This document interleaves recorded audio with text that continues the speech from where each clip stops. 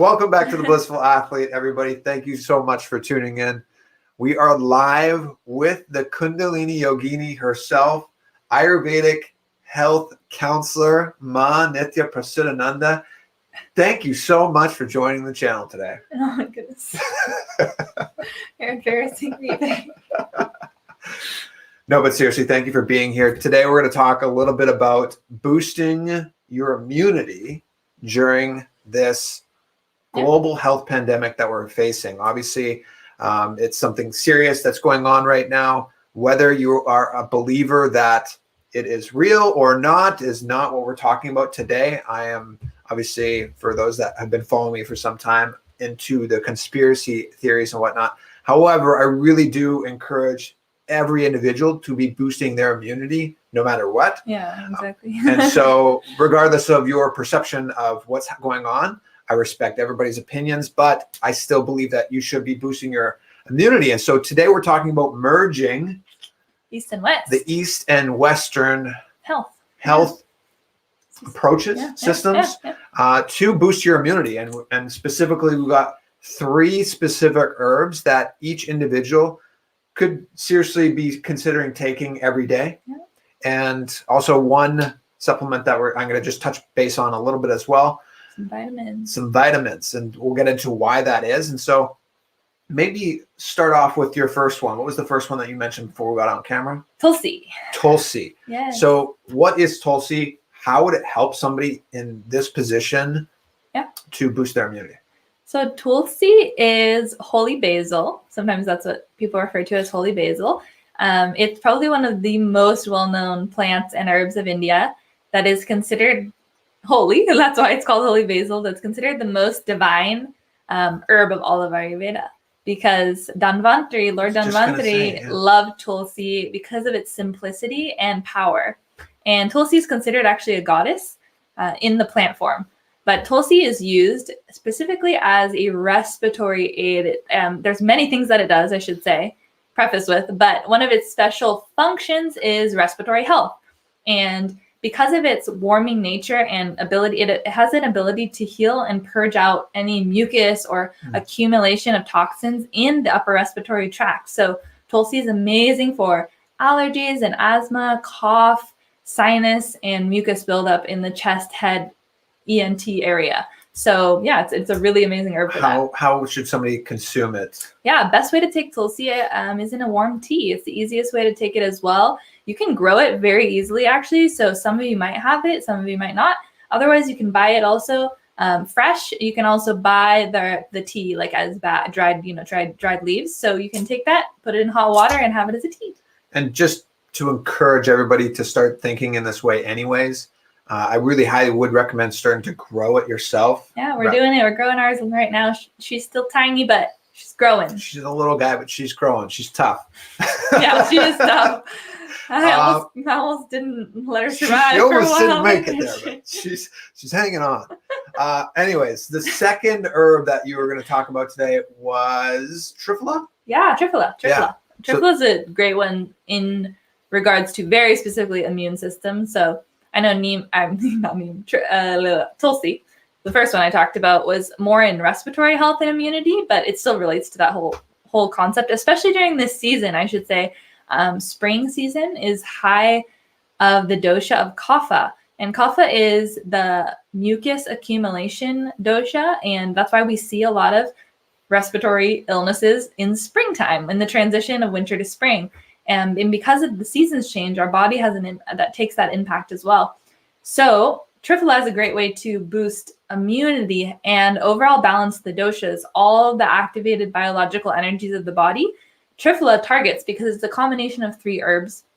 I think I've mentioned it in one other video that you had me on, but it is Haritaki, Vibhitaki, and Amalaki, and they balance each Vata, Pitta, and Kapha dosha, as well as boosting immunity, because I can specifically share you in a little more detail. It has Amalaki, and Amalaki is the highest vitamin C fruit in the entire world. So Amalaki is a magical plant for immunity, and overall we consider it a rasayana, which is it is a rejuvenatory herb that you can take to prevent illness in the first place. So it's an amazing thing to take. You can take Triphala every day of the year, and it will never have a negative impact or accumulate in your body. Like, you won't build a tolerance to it. Tulsi, I would say, take for specific purposes. So like in this season, for like some months you can take it, but you don't have to take it like the whole year. Triphala is a great one though to take literally every day because it's meant for that. Yeah, and this is kind of a interesting way to segue into the different concepts of Western Eastern medicine, because you mentioned Triphala, very high in vitamin C.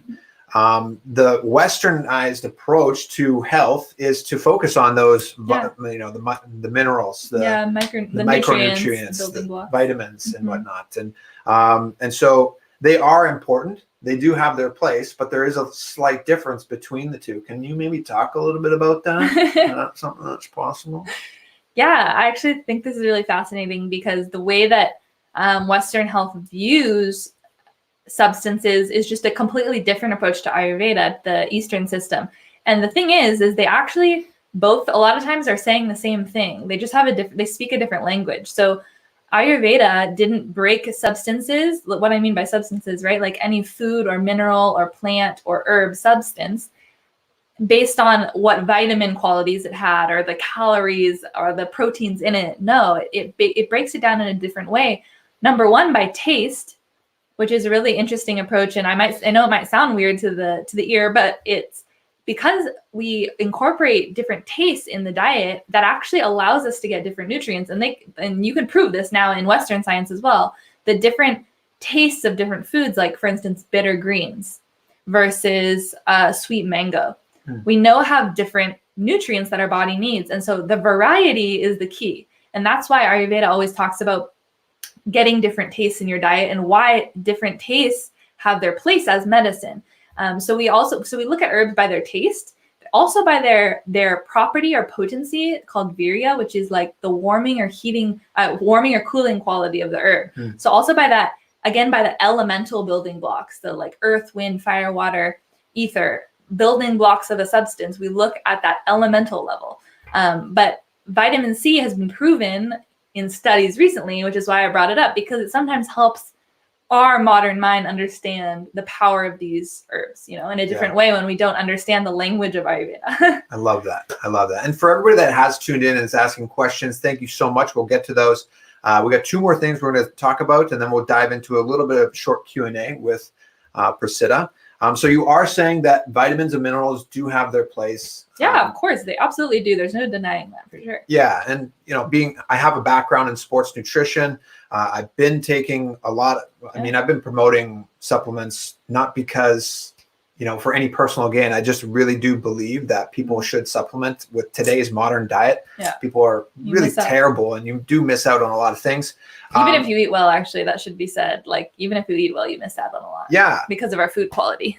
Yeah. And so I'm just going to plug right now today's sponsor, which is the Brain MD. This is the Bright Minds memory powder that I've been taking for a few months now. Yeah. They've been sponsoring me on my spiritual liquid journey. I've been on a liquid only diet, closing in on 300 days, actually.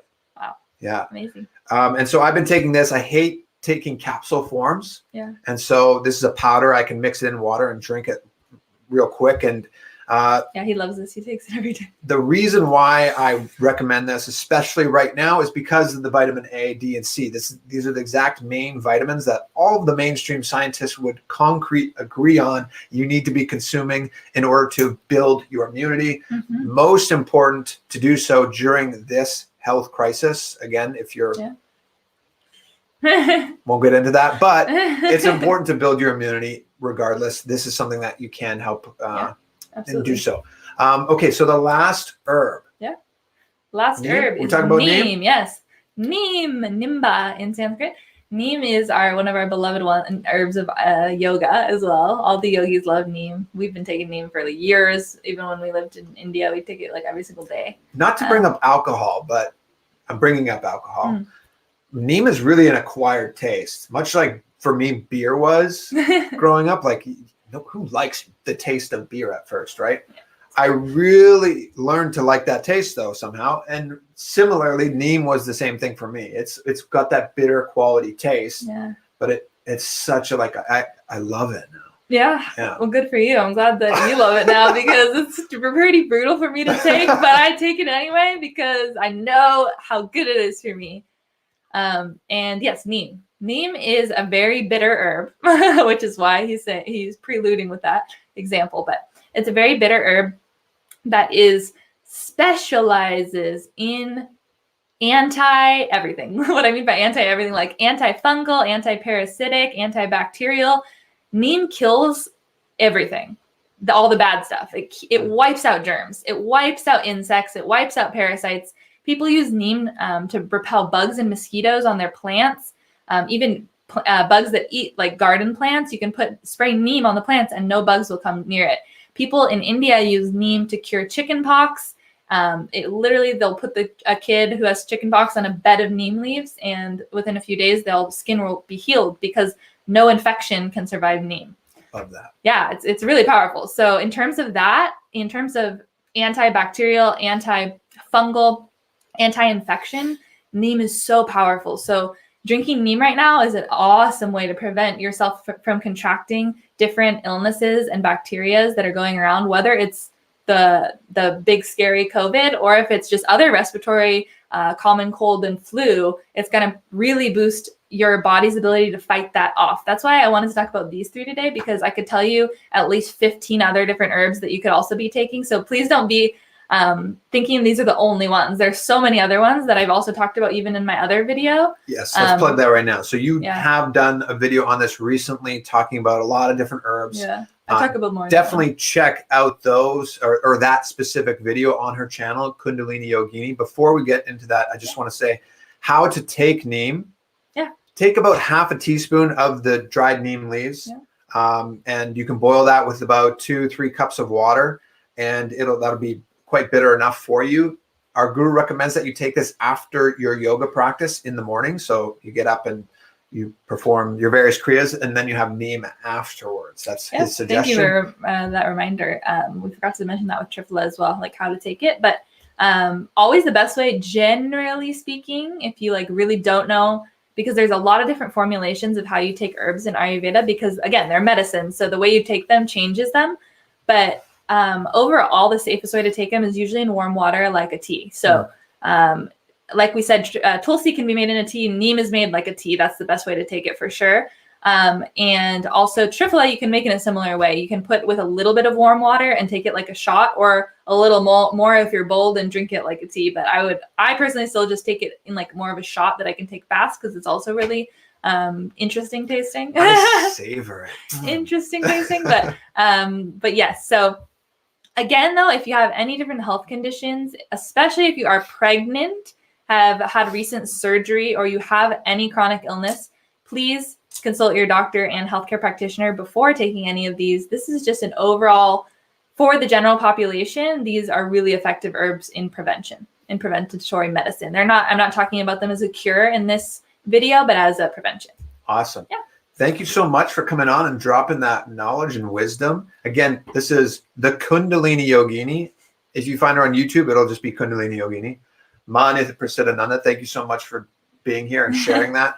If you're watching this not live, you can stay tuned. I already saw a couple of really good questions based off of these 3 topics, or these 3 herbs that we talked about. Right. We'll stay on for a little Q&A. Again, if you like this dynamic energy, it's incredible. I know you can check out our joint channel, the Anandas, on YouTube as well. We're trying to continuously plug that. And if you enjoy this channel and you're not yet subscribed, definitely subscribe, because you have more subscribers than me. That's why. That's why. Yeah. Farah is saying, LOL. Hey, Farah, Nithyanandam, thanks for tuning in. Furious Kishan, hi. Thank you so much to everybody that has joined in. Shiva, are you guys in India? Not currently, but we were. Changa, do you know much about Changa?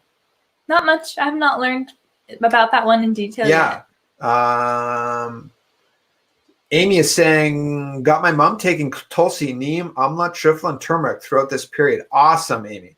She works in the healthcare system here in the UK, so I believe she is protected. I believe so too. I mean, she's doing everything she can, so that's awesome. Great to hear. Yeah.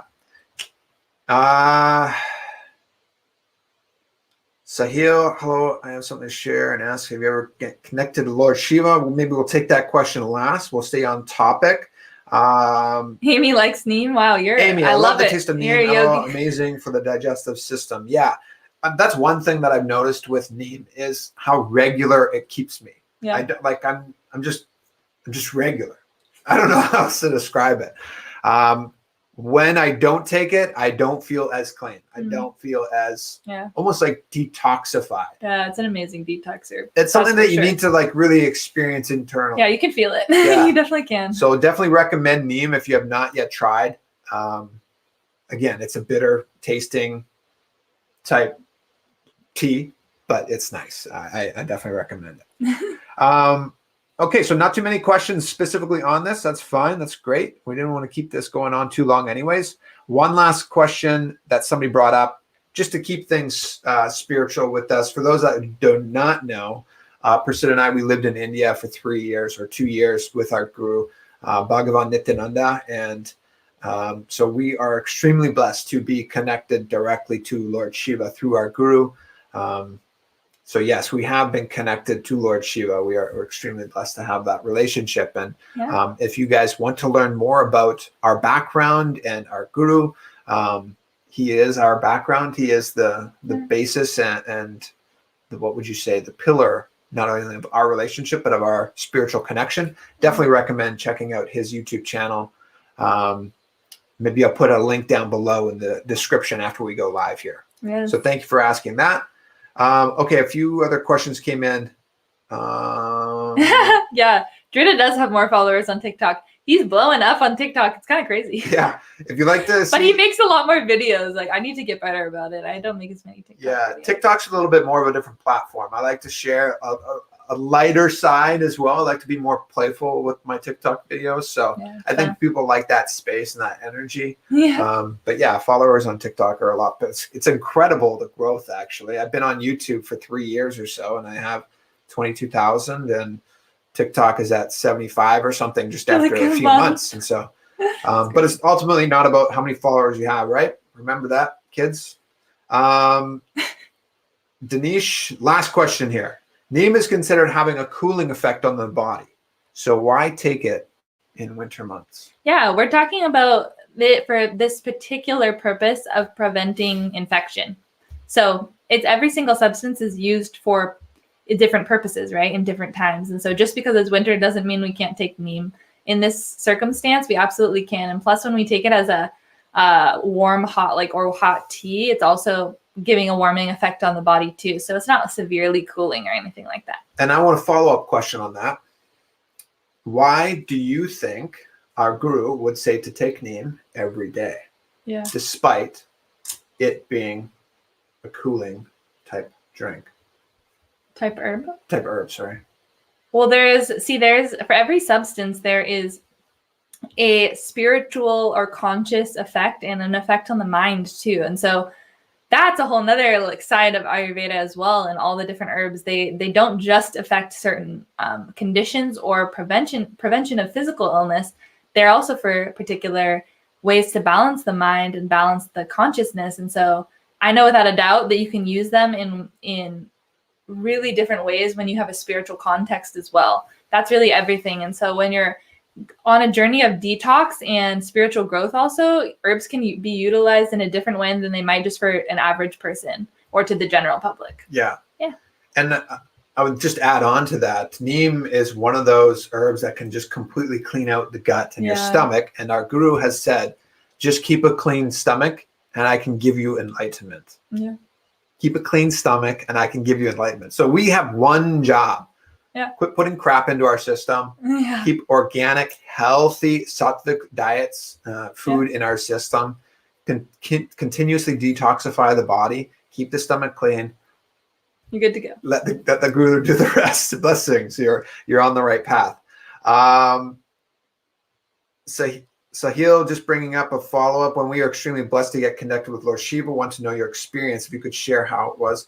Just because this isn't really on topic, I would highly recommend, just if you have not yet subscribed and watched a few of our videos on Kundalini and Yogini, and then this channel, Blissful Athlete, we've shared a ton about our spiritual connection to Shiva, Yeah. different spiritual experiences. So I would just really encourage you to subscribe and watch some of those different videos, because there's a lot that we could share just off of that one question alone. Yeah.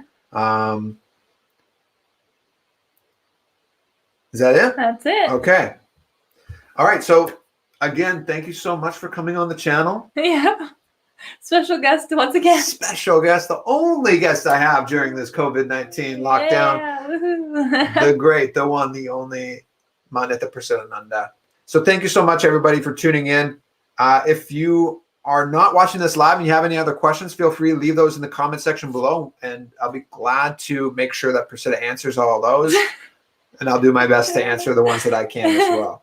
Thank you so much for tuning in, as always. Yes, thank you guys for having me. Thanks for having me, Dee. Yeah, and be blissful. We'll end with a prayer here. Om Purnamadah Purnamidam Purnat Purnamudachyate Purnasya Purnamadaya Purnameva Vashishyate. Om Shanti Shanti Shanti. Aridi Om Tatsat. Sarvam Bhagavat Sri Nityananda Paramashivam Paduka Paramastu. Om Nityanandam. Nityanandam. Blissful. Be blissful, everybody.